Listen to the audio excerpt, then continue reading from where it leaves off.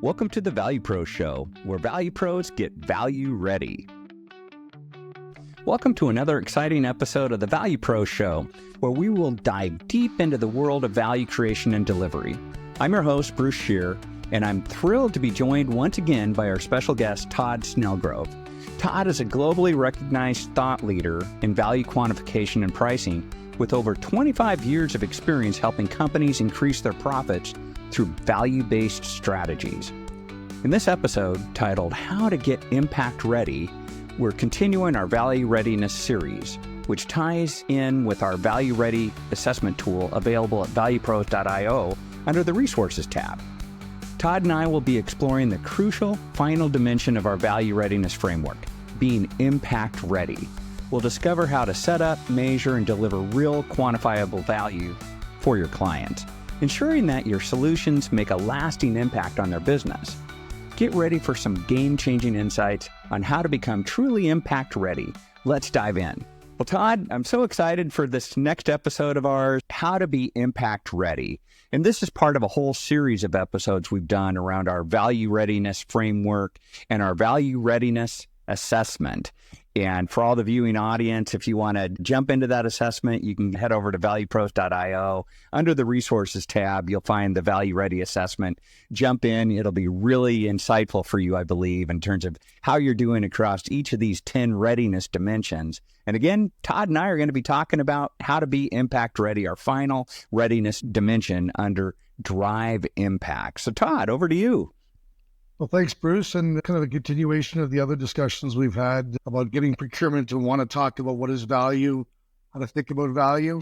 We talked about negotiations and trade-offs and pricing strategies, and a lot of what I want to share today would have already been pre-discussed, but it's about the implementation. And the reason why, in my early years, sometimes a customer might agree, I want value, we promise to provide value, but we had no methodology or structure around who was delivering it, when, why, how, to who.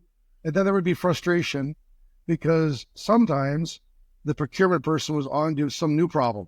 We've signed the deal. I've lost their support and we don't have this check-in all the time.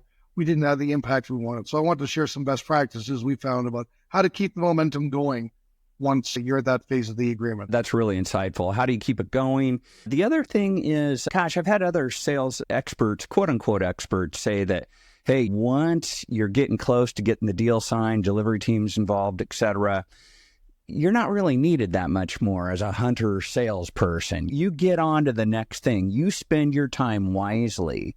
And I hope our audience, after listening to us cover some ground under being impact ready, that's not all that good of advice. Of course, you don't want to hang out at just one client. You need to hit your quota and be a top performer and pay for your Hawaii vacation, et cetera.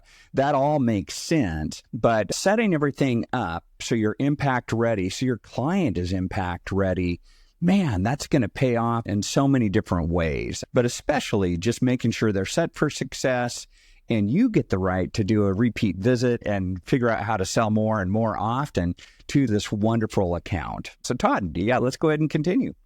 And just last point there, Bruce, is this comes from customers. They bought you. If you remember the discussion on your credibility, your industry knowledge, your emotion, not just the company that you represent they were buying partly because of you. And if it's, thank you, ma'am, you signed, I'm out of here. And as Bruce said, but you know what? I don't know what. Check in. Quick check-in makes all the difference, and it could be your next big sale, by the way. Yeah. You and I have talked about that so often. It doesn't have to be a major time commitment. It's just making sure things are set up right, people are doing their jobs, et cetera. But again, getting the whole paradigm of impact readiness set up right. So yeah, go ahead and take us further, Todd. Okay. So there's numerous different statistics, but in one study that I know from Zendesk, it says 81% of customers say that a positive experience increases the likelihood they'll make another purchase. And positive means we're all aligned. We all know what's expected, who's doing what, when, how, all that type of stuff.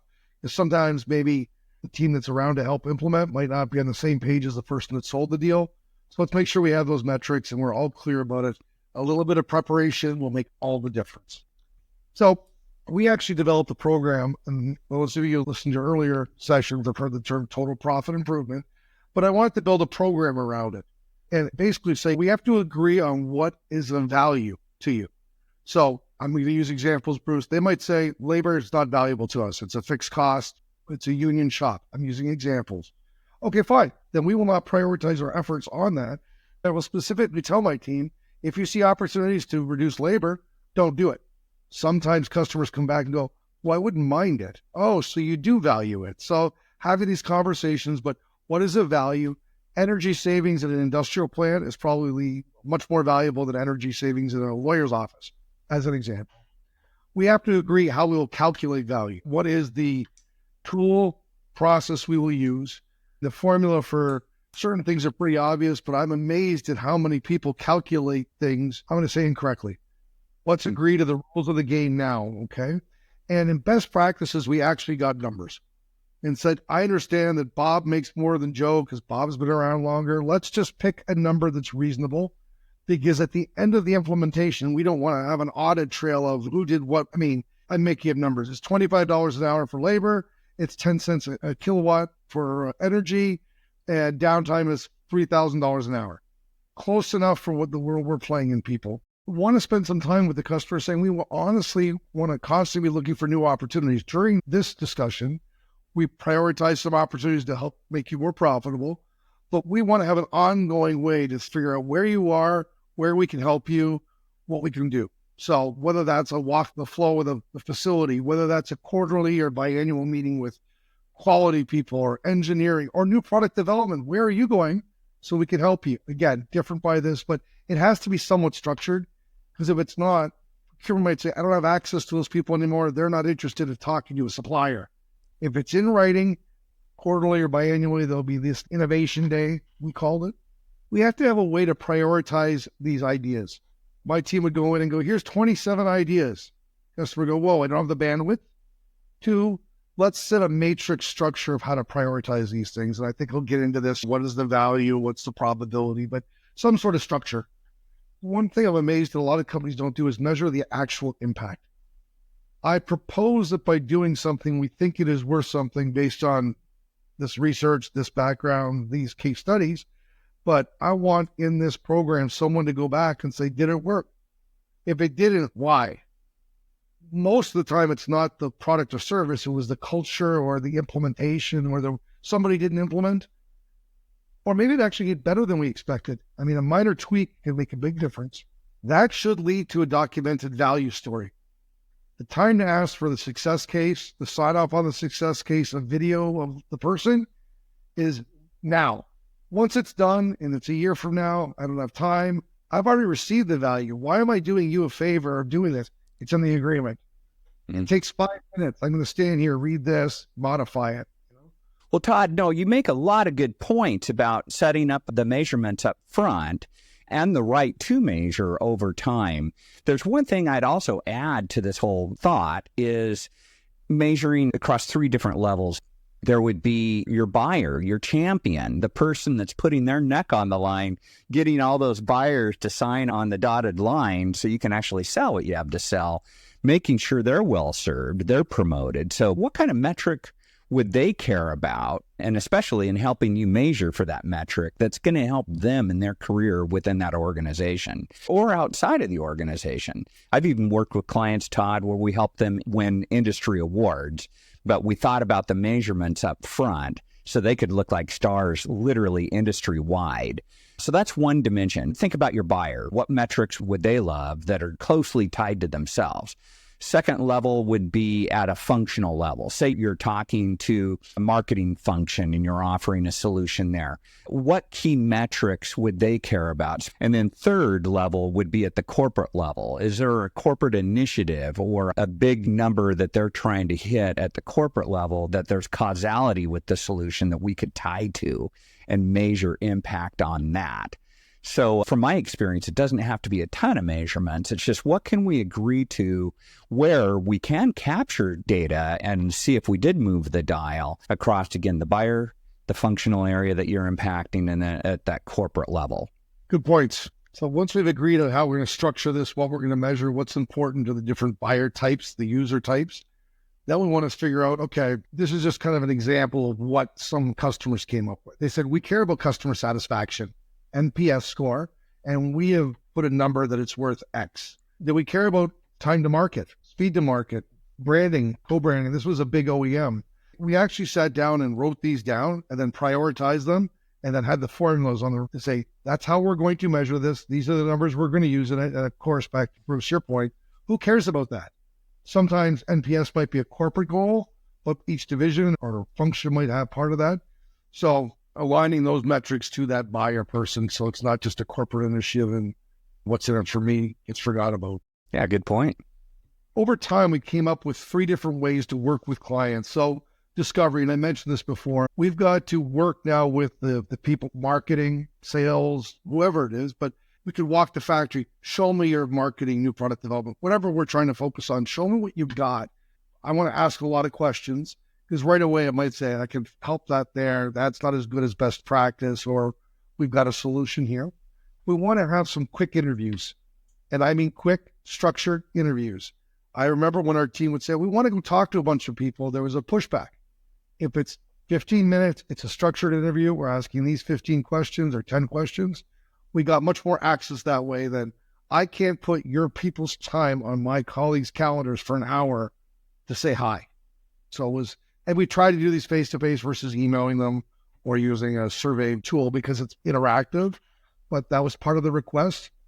Again, when you're there, a better time to ask those their KPIs because your key buyer might not know the KPIs of other divisions or they might make assumptions. So now that I'm there, and again, as I'm walking into their office, there's a good chance they're on the wall. They're right there.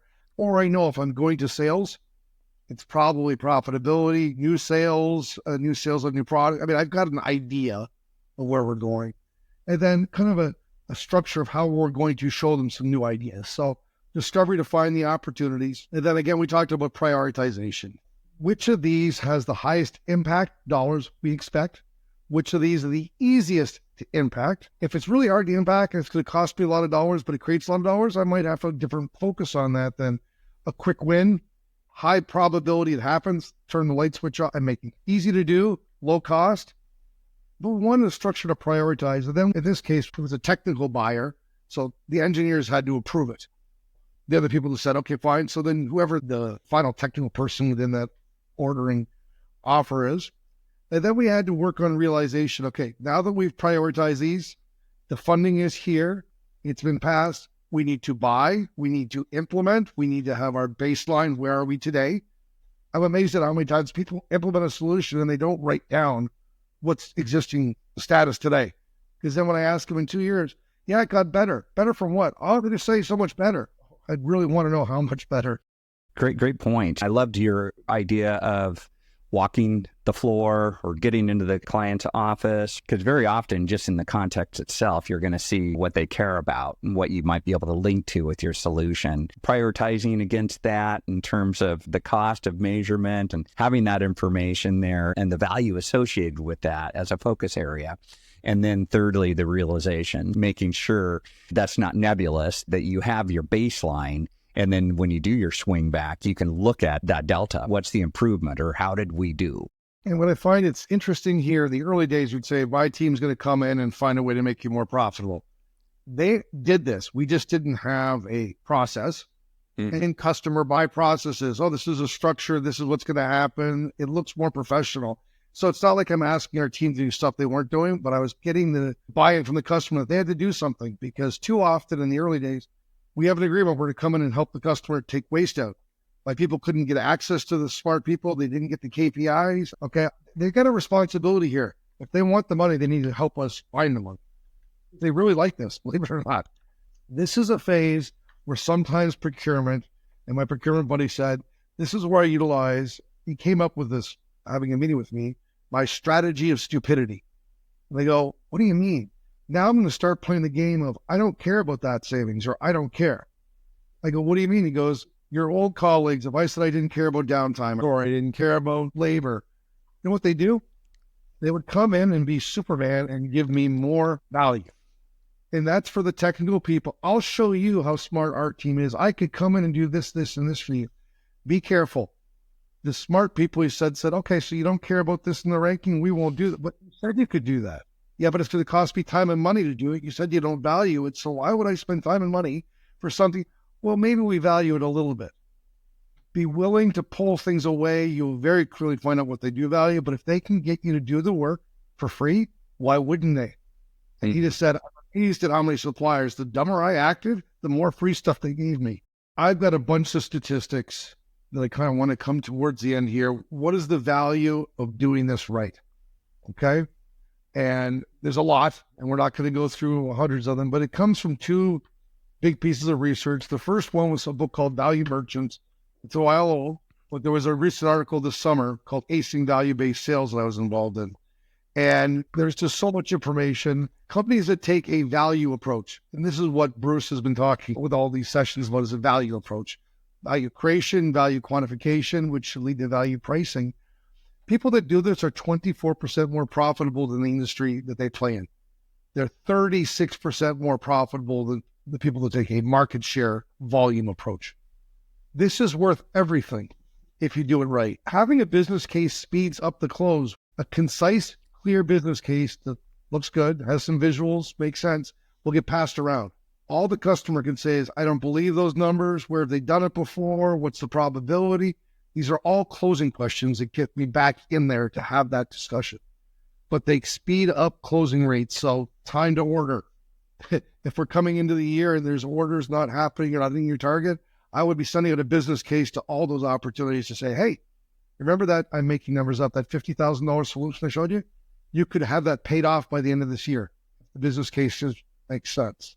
Todd, just an anchor on the recent study 2024 with Genius Drive found that sales cycles can contract by 25% if you do sell based on business value and have that business case. That certainly impacts the cycle time. You can actually sell 35% more if you have a business case. On the front side of it, you'll win more by 48% if you do sell with business value here. So you talked about the corporate metrics, more profitability, but boy, to the seller, the value professional that we talk about, the prize is huge when you move in this direction. And you should be able to dramatically reduce how much you have to discount. And a 5% price reduction for the average publicly traded company in the U.S. is half the profit. Not gross margin, it comes off the net. And go Google people's nets, 8, 9, 10, 11, 12, 13. I mean, unless you're Google, you're 18. They might have a gross that's huge, but it comes off the net. So we've all seen those charts. What is a 1% price reduction? It's huge. So it's worth the fight.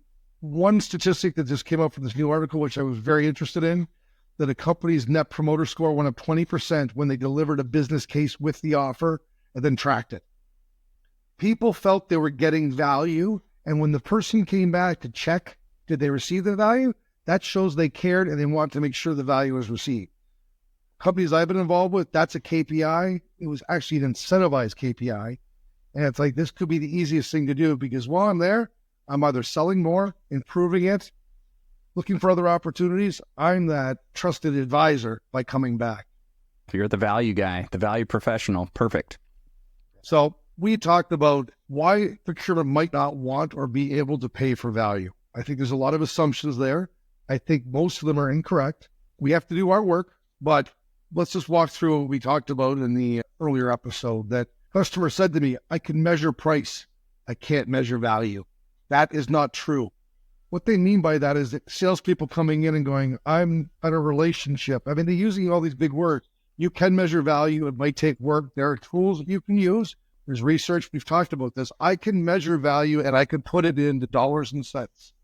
This quote came from a chief procurement officer at a big industrial company, I'll just say. He says, price hits my bottom line today. Value is long-term. Value does not. I'm worried about this year. I'm not sure if we're going into recession, whatever the argument was. There's an assumption to some people that value is long-term. The word value to them might be negative or it might be long-term. You're going to make a machine that's 12 years, last 14 years? I don't care. I will show you by the right KPIs, by the right metrics of where I'm going to focus. I will get you immediate wins. Usually the big wins are the long-term ones, but I would make sure we had immediate focus, short-term wins that were immediate, but also some of the long-term big hitter ones. But one client said to me, well, price is guaranteed. If I get you or your competitors to give me a rebate check, I take that to the bank. It's hard value is soft. Again, the word value, relationship, ease of use. No, we need to convert those to dollars. And guess what? I will guarantee it. We talked about the ability to say, here's what you bought. I'm going to put a value guarantee on it. Here's my process. And I'm going to do that in lieu of discount it. I had a full-time job trying to get customers, and almost 200 agree that that's a better methodology. So I can guarantee value. This was interesting, and I never really thought of this one, but value programs take work. You want to meet with me, you want to meet quarterly with me, you want to talk to me, yelling at you, taking the same RFP, changing what am I buying, office supplies to travel and emailing it out doesn't take much work. I need to show you, we as the value professional need to show it might take more work, but it's better for them. I just ran a bunch of statistics that say what's good on the sales side. We will close we did see some statistics on what's good from procurement. It might be more work. It's a lot more beneficial for them. Those savings get to their bottom line and make them a more efficient company. Now, I've heard this before. My boss measures me on unit price reduction, not TCO savings. And I sure as hell don't want to sound arrogant. I have never lost a deal because of that. There's been misinterpretation between what management said and somehow how it got implemented, because you could pay the lower price for the widget and pay more to ship it. Like, well, no. What I meant was a total lower price. Oh, once you use the word total, then I'm going to go, oh, so you want to pay a lower price but pay more in energy? Well, no. Okay, I can walk them back into a TCO. Some people might have a negative terminology of what does TCO mean. That's why I have that total profit added. But this is not a dead stop. This is just come back at it again, come back at it with some more information, come back at it with some statistics and say people that buy this way are more profitable. I have heard this. It makes me sick to my stomach as somebody that spent a lot of their time in big companies or as a shareholder.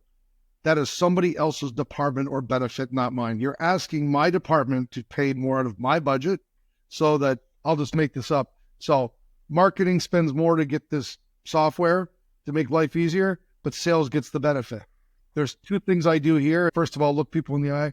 That will make your company more profitable. And every bonus I've ever seen has a company profitability to it, number one. Number two, I want to make sure the customer as a whole is better off. We'll just go back to the marketing department being great and the rest of the company being bad. There won't be a company left. And sometimes I've had to go above people's contacts that I'm talking to and say, I have put a solution in front of your business that will make your company more profitable. However, one person is being asked to pay for it, somebody else is getting it. I'm making this up. One team is paying for the energy saving stuff and operations is getting it. Most people say, we'll move the money. I can align the budgets. I can take the money to accrue where the benefit is, but I announce earnings per share once a quarter as a company, not by a department. Mm-hmm. Again, I'm not trying to be arrogant. I'm not trying to upset my customers, but I've heard that before and we have to be a little aggressive. And this comes from some research, we'll say, but the customer's perception, procurement, look, the offerings are substitutable and the same. Your widget versus their widget, whatever that is, it's not worth the time or effort to do any value analysis. That's a perception, and you would not believe how many times I stood on stage and from the industry I came through, people were like, I never thought of it that way. The only way to do that is to go back to doing the research ahead of time, making some example cases up, and having the ability to present that, because the customer's not going to wake up one day and go, oh, I should reevaluate that bucket of what I'm buying is valuable. We might need to shake them up a little bit and go, I never thought of it that way. You're right. There's big money there. So again, marketing's job, but sales job, we've got to maybe shake their thought process. Boy, Todd, your voice of experience in dealing with procurement and some of the negative perspectives that around value and things that you've heard and how to counter that, that's really wise, just to make sure everybody's focused on value. And of course, we've heard that value's soft and I'm focused on the short time period, et cetera. It's not my department. Helping people see that value light and the motivation to be measuring for that is just imperative if you truly do want to be impact ready and measure for that impact. Bruce, it reminds me that sometimes I might see these commentaries come from people that are more on the, I hate to use the term lower level, the buyer, because it's translated down to their level. Sometimes to resolve some of these, I need to go to the vice president of procurement. The person that wears the shirt and tie that says, here's how I'm going to buy, here's my structure, here's my strategy, they've got the authority to change the rules of the engagement. So maybe it's the level we're talking to, and it's not easy. You don't just pick up the phone and say, I sell this, I want to meet the VP of procurement. You better have your numbers. You better have your research done. You better be value ready to call them and say, we've got something in place. Your team wants it. I think we have a metrics issue. It will make you more profitable this year. Do you have time to talk? And if you're really good, you can throw a number out. Todd, that's really savvy. And as you move upstairs, maybe you can hit some other metrics that are value-based metrics that are critical for the performance of the business that heads of procurement are going to care about. And the only time somebody's going to focus on price is when they don't see other value. So again, the lowest price does not mean that it's going to be more profitable. So great piece of research. It was done by Boston Consulting Group, and they did a study of 25,000 publicly traded companies over 44 years. And I was at a conference with it was a CEO conference, and they had us on our phones with that little app and said, what do you think the 3 rules for success were? Right away, this is my opinion, innovation, number of patents, however you'd measure innovation, but first to market or innovation or something like that. Size of company, big companies can squish small companies. And so there was this list on the board, I think of 25 things. And the 2 authors came back and said, there are only the following 3 rules. Number 1, be better before being cheaper. Being cheaper doesn't win. Being better does. Better's more value. Cheaper's lower price. That was the number 1 determinant in 44 years of research of who wins. Is that just a more value or differentiated value, something that the competitive alternatives can offer? Yeah. Value that the customer perceives and is willing to pay for, whether it's the product or the service with the product. Sometimes value isn't your widget, my widget might be the same. It's the delivery or the customer experience around it, but the lowest price person doesn't win. Got it. We went through the Fortune 1000 companies and they showed the logos over the years and you're like, yeah, I don't see the low price person that I've never heard of. Number 2, revenue before cost. And that's that numerator denominator discussion. Can you really differentiate?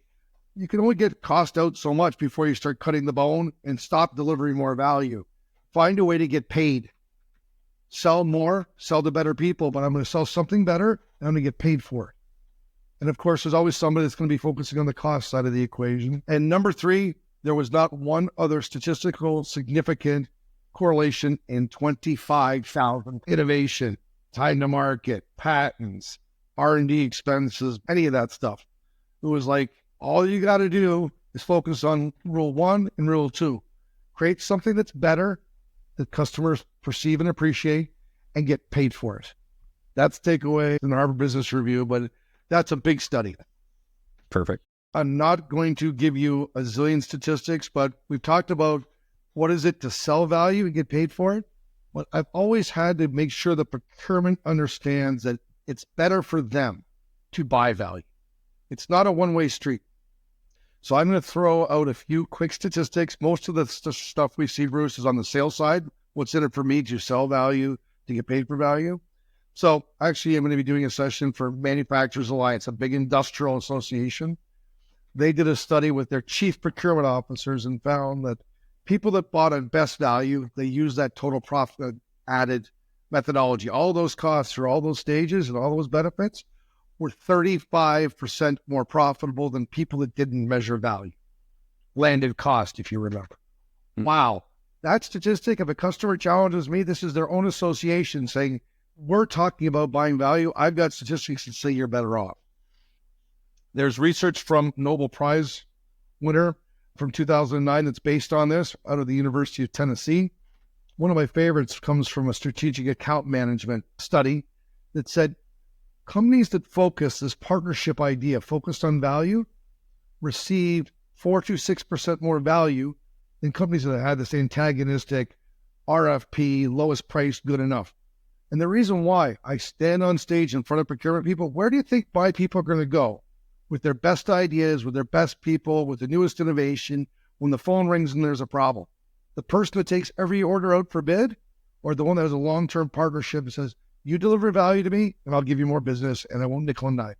That's a lot more So there's a bunch of research. We don't have time to go through it, and people probably don't want to know it, but you'll see it on the Value Pros website. We'll continue to put this out, but there's a lot of research to help get procurement to realize this is not a sales pitch. We should engage together based on value, quantified value. What is the value? It's good for you and for me. It's not a zero-sum game. So I'm going to close with one of my quotes. Price is only ever an issue in the absence of value. And I believe that value needs to be quantified because that's the only measurement I understand. Euros, dollars, cents, who cares? What's important to Bruce might be different than what's important to me, but if we can get that down to dollars and cents, I can sure as heck justify paying for it, and customers can find the money to buy it. I love it. Yeah, what a lovely summary as well. Just in terms of being impact ready, setting up the metrics and quantifying against that, and leading with what I call, Todd, real value, quantifiable value through that process. That is a huge differentiator as part of the sales process, being that value professional who is the trusted advisor, who does get the call, who does avoid RFPs when that trust is high and the value's high. No better way to be. So, no, lovely summary point. Well, thanks, Bruce. Oh, absolutely, Todd. Thanks so much for doing this episode with us. And there you have it, folks. Another value-packed episode of the Value Pro Show. We hope you've gained some valuable insights on how to get impact ready and deliver measurable results for your client. Remember, if you want to assess your own value readiness, head over to the valuepros.io site and check out our Value Ready Assessment tool under the Resources tab. It's a great way to gauge where you stand across all 10 value readiness dimensions, including being impact ready. A huge thank you to Todd Snelgrove for sharing his wealth of knowledge and experience with us today. If you enjoyed this episode, please don't forget to subscribe, rate, and review our show. Your support helps us continue to bring top-notch content on value creation and delivery. Until next time, this is Bruce Scheer reminding you to always focus on creating, communicating, and capturing real value. See you on the next episode of the Value Pro Show.